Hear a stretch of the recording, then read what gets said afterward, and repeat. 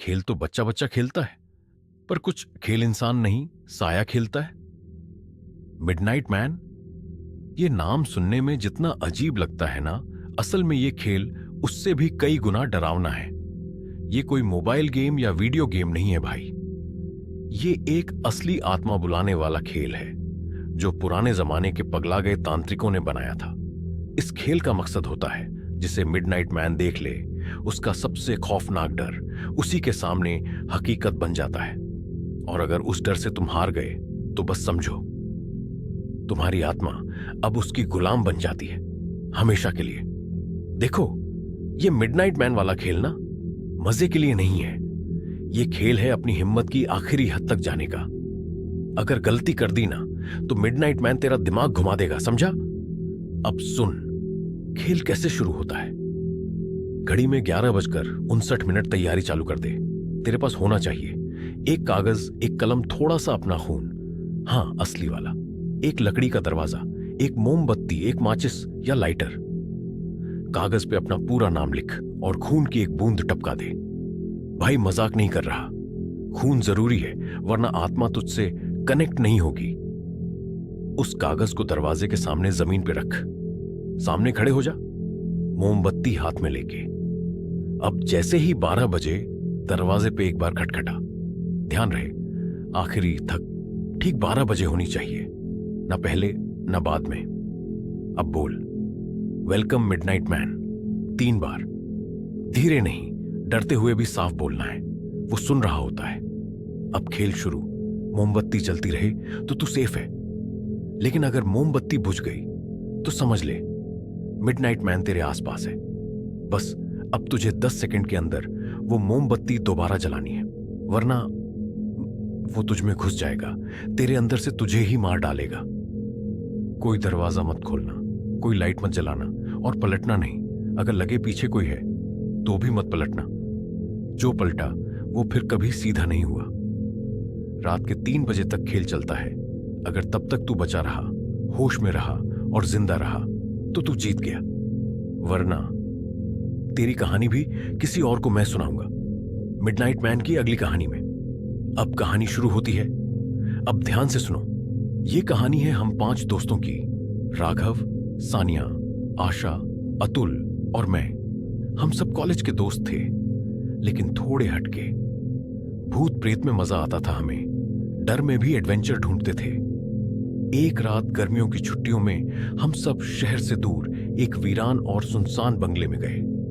वो बंगला कोई मामूली नहीं था, 50 साल से बंद पड़ा था। लोग कहते थे वहां कुछ अजीब है। हम सबका प्लान था मस्ती करने का, लेकिन बात कुछ और हो गई। राघव बोला, आज कुछ हटके करेंगे, मिडनाइट मैन वाला गेम ट्राई करते हैं। डर लगता है क्या? अतुल हंस पड़ा। अबे डर तो तुझे लगता है, मैं तो खुद आत्मा बुला लूं, सानिया ने कहा। चलो ना एक बार ट्राई करते हैं, आशा बोली। हाँ यार, कुछ नहीं होता, सब फालतू की बातें हैं। मैं चुपचाप सबकी बातें सुन रहा था। दिल में थोड़ा डर तो था, लेकिन अंदर ही अंदर एक अजीब सा जोश भी उठ रहा था। मैंने हल्की सी मुस्कान के साथ बोला, कर ही लेते हैं यार, अब आए हैं तो पूरा मजा भी लेते हैं। खेल शुरू हुआ। घड़ी में 11:55 थे। सबने एक कागज लिया और अपना अपना नाम लिखा। राघव शर्मा, सानिया मलिक, आशा यादव, अतुल भट्ट और मैंने भी अपना नाम लिखा। सबने अपनी अपनी उंगलियों से एक एक बूंद खून टपकाया, फिर धीरे धीरे मोमबत्तियां जलाईं और सबकी आंखों में एक अजीब सा सन्नाटा था। हम सब दरवाजे के पास बैठ गए। हम सब ने एक साथ 3 बार जोर से बोला, welcome midnight man, welcome midnight man, welcome midnight man. जैसे ही घड़ी में 12 बजे दरवाजा खुद ब खुद ठक ठक ठक करने लगा। एक अजीब सा सन्नाटा छा गया। हम सब ने एक दूसरे की तरफ देखा, कोई कुछ बोल नहीं पाया। मोमबत्तियां अब भी जल रही थीं, पर तभी एक झोंका आया और आशा की मोमबत्ती बुझ गई। उसके हाथ कांपने लगे। अतुल चिल्लाया, जल्दी चला वापस, वरना वो आ जाएगा। आशा घबराई हुई सी लाइटर ढूंढ रही थी। हाथ कांप रहे थे, आंखें बार बार पीछे देख रही थीं। और तभी उसके कानों के बिल्कुल पास से किसी ने जोर की सांस ली। गर्म, तेज और भयानक। वो पलटी नहीं, पर उसका चेहरा सफेद पड़ चुका था।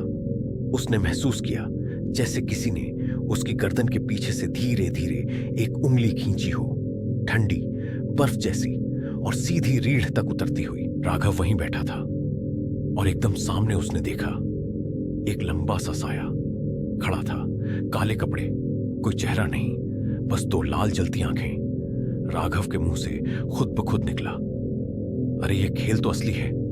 मैंने मोमबत्ती कस के पकड़ी, दिल जोर से धड़क रहा था और अब मेरी समझ में आ गया था ये सिर्फ खेल नहीं था, ये कुछ और था, बहुत खतरनाक। सानिया मेरे पास आके खड़ी हो गई, उसकी आवाज कांप रही थी। कुछ है यहां, कोई खड़ा है पीछे। ऐसा लग रहा है जैसे उसकी नजरें हमारी कमर के अंदर घुस रही हों। हमने चारों तरफ देखा, कोई नहीं था, लेकिन हवा का एहसास बदल चुका था, जैसे कमरे में सांस लेने की जगह घटती जा रही हो। हर सांस भारी लग रही थी। अतुल बोला, सब लोग अपनी अपनी मोमबत्ती को कस के पकड़े रहना। अगर एक बार बुझ गई तो दोबारा जलाने से पहले बच पाना मुश्किल होगा।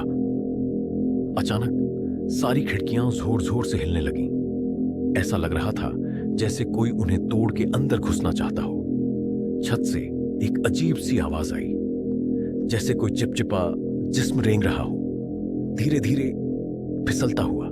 हम सब सिर ऊपर करके देखने लगे, लेकिन ऊपर सिर्फ अंधेरा था और एक गीलापन सा टपक रहा था। हम सब एक साथ दरवाजे की तरफ देखने लगे और तभी राघव की मोमबत्ती बुझ गई। वो बस एक पल के लिए वहीं थम गया, जैसे शरीर ने सुनना बंद कर दिया हो। चेहरे से पसीना टपकने लगा और आंखों में डर साफ झलक रहा था। मैं चिल्लाया, राघव जल्दी जला वापस, जल्दी। लेकिन जैसे ही वो जेब में हाथ डालकर लाइटर निकालने लगा, दरवाजे के पीछे से किसी ने बहुत जोर से खरोंच मारी। फिर उस खरोंच के बीच से एक काली उंगली अंदर आई, लंबी, पतली और नाखून वाले हिस्से से खून टपकता हुआ। राघव का चेहरा सफेद पड़ गया, उसकी आंखें उस उंगली पर टिक गई थीं, जैसे उसने जिंदगी में कभी ऐसी चीज देखी ही ना हो। ये खेल नहीं है, ये कुछ और है। राघव की आवाज कांप रही थी और होंठ सूख चुके थे। अतुल ने मोमबत्ती और कस के पकड़ ली, लेकिन उसके हाथ भी कांप रहे थे। मैंने देखा वो उंगली धीरे धीरे अंदर आ रही थी। अब सिर्फ उंगली नहीं, एक पूरा काला हाथ दरवाजे से झांक रहा था। उस हाथ के पीछे अंधेरा कुछ ज्यादा ही गहरा था। दरवाजा बंद करो, सानिया चीखी। मैं दौड़ा, लेकिन जैसे ही दरवाजे की ओर बढ़ा, हवा इतनी भारी हो गई कि सांस लेना मुश्किल हो गया। पैर वहीं जम गए और कानों में किसी औरत की फुसफुसाहट गूंजने लगी। तुमने बुलाया था, अब खेल पूरा होगा। वो आवाज किसी औरत की थी, पर उसमें कोई इंसानी गर्मी नहीं थी। ठंडी, धीमी और अंदर तक चुभने वाली। कमरे की बत्तियां हल्की हल्की झपकने लगीं। मोमबत्तियों की लौ कभी तेज, कभी धीमी, और फिर एक एक करके सभी खिड़कियां खुद ब खुद खुलने लगीं। हवा का तेज झोंका आया। सानिया की मोमबत्ती भी बुझ गई। जल्दी वापस चला, मैंने चिल्लाकर कहा, लेकिन वो हिली तक नहीं। उसकी आंखें दीवार की तरफ टिक गई थीं, जहां अब काले रंग से कोई लिख रहा था, यू कैंट लीव। आशा का मुंह खुला का खुला रह गया। वो थर थर कांप रही थी। अतुल ने दरवाजा खोलने की कोशिश की, लेकिन दरवाजा जाम हो चुका था, जैसे किसी ने बाहर से पकड़ लिया हो। वो आ रहा है, मैंने कहा, और तभी कमरे के कोने से किसी के नाखून रगड़ने की आवाज आई, धीमी, खिंचती हुई, जैसे दीवार को किसी ने चाकू से चीरा हो। हम सबकी नजरें एक साथ उस कोने की तरफ घूमी। वहां कोई था, किसी की परछाई दीवार पर रेंग रही थी। सानिया ने कांपते हुए कहा, वो दीवार के अंदर से आ रहा है। मैंने देखा, उस परछाई की दो चमकती आंखें अब सीधी हमारी तरफ थीं। धीरे धीरे वो दीवार से बाहर निकल रही थी। ना पैर, ना चेहरा, सिर्फ धुआं और जलती लाल आंखें। भैया, ये मिडनाइट मैन है। अतुल की आवाज कांप उठी। हम सब पीछे हट गए, पर वो परछाई अब हवा में तैरती हुई पास आ रही थी। तुम सबने बुलाया था, अब भागना मना है। अब वो आवाज हमारे कानों में नहीं, सीधे दिमाग में गूंज रही थी। मैंने मोमबत्ती कस के पकड़ी, पर अब लौ कांप रही थी, जैसे वो साया उसके पास आने से डर रहा हो। वो साया अब हमारे बिल्कुल सामने था। ना कोई चेहरा, ना पैर, बस एक काली परछाई और जलती हुई 2 आंखें जो अंदर तक झांक रही थीं। अब भागने की इजाजत नहीं है। उस आवाज में कोई गूंज नहीं थी। वो सीधा हमारे दिमाग में उतर रही थी, जैसे सोचने तक की इजाजत ना हो। सानिया कांपती आवाज में बोली, ये तो सच में मिडनाइट मैन है, हमसे खेल रहा है। आशा की आंखों से आंसू बहने लगे। अतुल चुप था, लेकिन उसका चेहरा सफेद पड़ चुका था। और फिर उस साया ने अपनी उंगली सानिया की तरफ बढ़ाई। उंगली नहीं, जैसे कोई धुआं उठा और सीधा उसके माथे को छू गया। सानिया एकदम जम गई, उसकी आंखें फैल गईं। मैं चीखा, सानिया कुछ तो बोलो। पर उसकी आंखें अब हमारे पीछे देखने लगीं और उसने कांपते हुए सिर्फ एक लाइन बोली, मम्मी मम्मी ये मत करो, मैं बच्ची नहीं हूं अब। हम सब एक दूसरे को देख रहे थे। वो अपने बचपन का सबसे बड़ा डर देख रही थी। उसकी मां की साया जो उसे अंधेरे कमरे में बंद कर देती थी। और तभी कमरे की दीवार काली होने लगी। उसमें से एक और साया निकलने लगा और अब उसकी शक्ल एक बूढ़ी औरत जैसी थी। हम सब वहीं खड़े रहे, सांसें थमी हुई थीं। और फिर उस दीवार से एक साया निकलने लगा, धीरे धीरे, गर्दन झुकी हुई और चाल ऐसी जैसे वो जमीन को सूंघ रहा हो।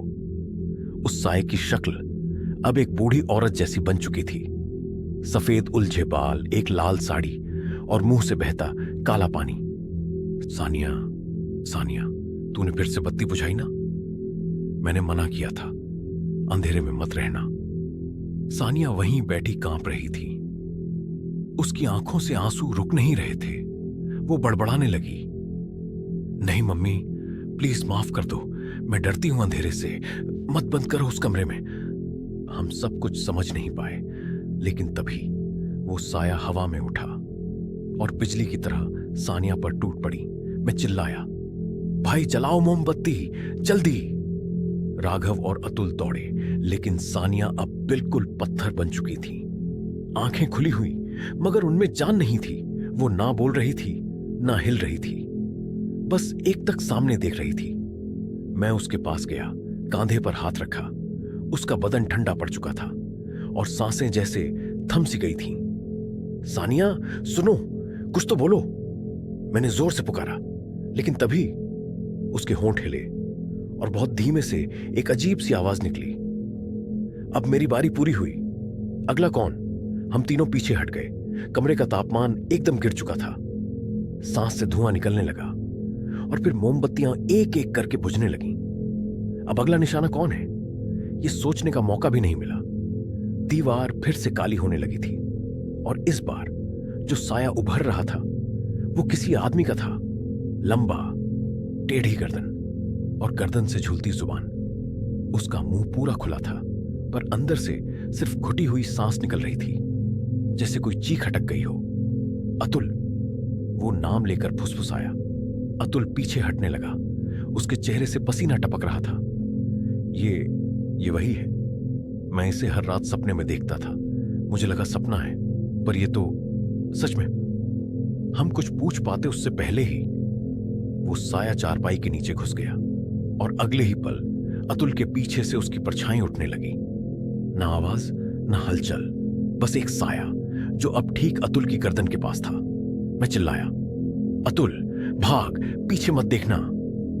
लेकिन बहुत देर हो चुकी थी। अतुल के कदम जैसे जमीन में धंस गए थे। उसकी सांसें तेज हो रही थीं और फिर उसकी गर्दन धीरे धीरे मुड़ने लगी। जैसे ही उसने पीछे देखा, वो काली परछाई सीधा उसके मुंह पर झपट पड़ी। एक अजीब सी आवाज आई। हमने देखा उसके मुंह से काला चिपचिपा पानी टपकने लगा। उसकी आंखें उलट गईं, होंठ नीले पड़ गए और फिर वो वहीं जमीन पर गिर पड़ा, एकदम चुप, जैसे उसकी रूह खींच ली गई हो। आशा चीख पड़ी, हे भगवान, अतुल को ये क्या हो रहा है? राघव पीछे हट गया। मैंने उसका हाथ पकड़ा और कहा, अब एक एक करके सबकी बारी आएगी। ये मिडनाइट मैन का खेल है। और तभी कमरे की बत्ती फिर से झपकी। दीवार पर अब एक और साया उभरने लगा। इस बार उसका आकार एक छोटे बच्चे जैसा था, पर उसकी आंखें पूरी काली थीं। बच्चा धीरे धीरे दीवार से बाहर निकला। उसके हाथों में कोई खिलौना था, एक टूटी गुड़िया जिसके मुंह पर खून के धब्बे थे। आशा की सांस अटक गई। वो कांपती आवाज में बोली, ये तो वही बच्चा है जिसका सपना मैं बचपन से देखती थी। ये तो मेरी गुड़िया। उसकी आंखों से आंसू बहने लगे। वो बच्चा अब आशा की तरफ देखने लगा। उसकी गर्दन टेढ़ी थी और मुंह से हल्की हल्की खून जैसी ला टपक रही थी। आशा दीदी, क्यों तोड़ दी मेरी गुड़िया? आशा ने अपने कानों पर हाथ रख लिए। वो जोर से चिल्लाने लगी, नहीं, मैं बच्ची थी, मुझे माफ कर दो, प्लीज माफ कर दो। लेकिन वो बच्चा अब उसके और करीब आ चुका था। उसकी काली आंखें अब एकदम सामने थीं और उसके मुंह से बस एक आवाज निकली, अब तेरी बारी है। आशा की चीख निकल गई। उसके हाथ कांप रहे थे। मोमबत्ती उसके हाथ से गिर गई और बुझते ही पूरी जगह में अंधेरा छा गया। अब बस उस बच्चे की सांसों की आवाज सुनाई दे रही थी, बुद्धि धीमी, तूने मेरी गुड़िया तोड़ी, अब मैं तुझे तोड़ूंगी। अचानक उस बच्चे का मुंह फटने लगा। उसके चेहरे की चमड़ी फटकर अलग होने लगी और अंदर से कीड़े रेंगते हुए बाहर गिरने लगे। आशा अपनी जगह से हिल भी नहीं पाई। उसके शरीर में जैसे जान ही नहीं बची थी। मैं और राघव चीखे, आशा भागो यहां से। लेकिन तभी वो बच्चा उसकी गोद में चढ़ गया। उसने अपने छोटे छोटे हाथों से आशा का मुंह पकड़ा और उसकी आंखों में देखते हुए धीरे से बोला, अब तू भी मेरी गुड़िया बनेगी। आशा का पूरा शरीर अकड़ गया। उसकी आंखों की पुतलियां सफेद हो गईं और फिर उसकी गर्दन टेढ़ी हो गई। वो वहीं बैठी रही, लेकिन अब उसमें कोई जान नहीं थी। अब कमरे में बस मैं और राघव बचे थे। अंधेरा और भी गहरा हो चुका था और मिडनाइट मैन की परछाई अब हमारी तरफ बढ़ने लगी थी। हम दोनों पीछे हटते गए। राघव की सांसें टूट रही थीं। उसकी आंखों से आंसू निकल रहे थे। भाई, कुछ कर, हमें यहां से निकाल, प्लीज। मैं भी कांप रहा था, लेकिन मैंने खुद को संभाला। मैंने कहा, राघव, कुछ भी हो जाए, मोमबत्ती मत बुझने देना, वरना हम भी नहीं बचेंगे। पर तभी हवा का एक झोंका आया और राघव की मोमबत्ती फूं करके बुझ गई। राघव चीखा, भाई माचिस दे, जल्दी जल्दी। मैंने जेब टटोली। माचिस वहीं पड़ी थी। मैंने उसे दी। उसके हाथ कांप रहे थे, पर 1, 2, 3 बार तीली नहीं जली। मिडनाइट मैन अब उसके बिल्कुल सामने था। उसकी लाल आंखें राघव के चेहरे से 1 इंच दूर। राघव रोते हुए बोला, माफ कर दे प्लीज, मुझे मत मार प्लीज। मगर वो परछाई उसकी छाती में घुस गई। राघव का मुंह खुला, आंखें उलट गईं और फिर उसका शरीर जमीन पर गिर पड़ा, बिल्कुल ठंडा, बिल्कुल खामोश। अब कमरे में सिर्फ मैं बचा था। मोमबत्ती कांप रही थी और मिडनाइट मैन अब मेरी तरफ बढ़ रहा था। मैंने अपनी मोमबत्ती कस के पकड़ी। दिल इतनी जोर से धड़क रहा था जैसे छाती फाड़कर बाहर आ जाएगा। मैं पीछे हटता गया, लेकिन दीवार खत्म हो चुकी थी। अब मेरे और उसके बीच कुछ नहीं था। उसकी लाल आंखें ऐसे घूर रही थीं जैसे मेरी रूह खींच लेना चाहती हूं। उसके चेहरे पर कुछ नहीं था, जलती हुई 2 लाल आंखें। अब तेरा डर क्या है? उसकी आवाज मेरे कानों में नहीं, सीधे दिमाग में गूंज रही थी। मेरे पैरों में ताकत ही नहीं बची थी। मोमबत्ती की लौ और भी छोटी हो रही थी। तेरा डर क्या है? मैंने आंखें भींच ली। मेरे सामने मेरी मां की लाश की तस्वीर आ गई। उसकी खुली आंखें, खून से लथपथ चेहरा। मैं चिल्ला पड़ा, नहीं, ये मत दिखा प्लीज। लेकिन अब बहुत देर हो चुकी थी। मोमबत्ती की लौ फू करके बुझ गई। पूरे कमरे में अंधेरा छा गया। अब बस उसके कदमों की आवाज और मेरी धड़कन। हर कदम के साथ मेरा दिल जैसे रुकता जा रहा था। मैंने मोमबत्ती फिर से जलाने की कोशिश की, पर हाथ इतने कांप रहे थे कि तीली गिरती ही जा रही थी। अब तेरा खेल खत्म? उसकी आवाज दिमाग फाड़ रही थी। मैंने आंखें खोली। वो मेरे बिल्कुल सामने था। उसकी लाल आंखों की गर्मी मेरे चेहरे पर महसूस हो रही थी। सांस जैसे रुक सी गई थी। मैंने कांपती आवाज में कहा, प्लीज छोड़ दे, मैंने तुझे बुलाया था, गलती हो गई। लेकिन वो हंस पड़ा। उसकी हंसी कोई आवाज नहीं थी, बस एक कंपन जो मेरी हड्डियों तक पहुंच रही थी। जिसने भी मुझे बुलाया उसे कीमत तो चुकानी ही होगी। और तभी उसका हाथ मेरे सीने के अंदर घुस गया। एक झटका लगा, मेरी आंखों के सामने सब घूमने लगा। कानों में एक ही आवाज गूंज रही थी, गेम ओवर। मेरी सांसें धीरे धीरे बंद हो रही थीं। दिल की धड़कन अब सुनाई भी नहीं दे रही थी। और आखिरी बार मैंने उसकी लाल आंखों को देखा, फिर सब काला पड़ गया। अगले दिन लोगों को वो बंगला खुला मिला। अंदर 5 लाशें पड़ी थीं। सबके चेहरे डर से ऐसे बिगड़े हुए थे जैसे मरने से पहले कुछ ऐसा देखा हो जो इंसान सोच भी नहीं सकता। तो दोस्तों, ये था मिडनाइट मैन का खेल। कहते हैं ये खेल आज भी कई लोग खेलते हैं, पर अगर गलती से भी खेलने का सोचो तो याद रखना, मिडनाइट मैन को कोई नहीं हरा सका। अगर आपको ये कहानी डरावनी लगी हो तो लाइक कर दो। कमेंट में बताना, अगर मिडनाइट मैन सच में सामने आ जाए तो आप क्या करोगे। ऐसी ही और सच्ची डरावनी कहानियों के लिए चैनल को सब्सक्राइब करना मत भूलना। मैं फिर मिलूंगा एक और खौफनाक कहानी के साथ। तब तक रात को 12 बजे दरवाजा मत खोलना।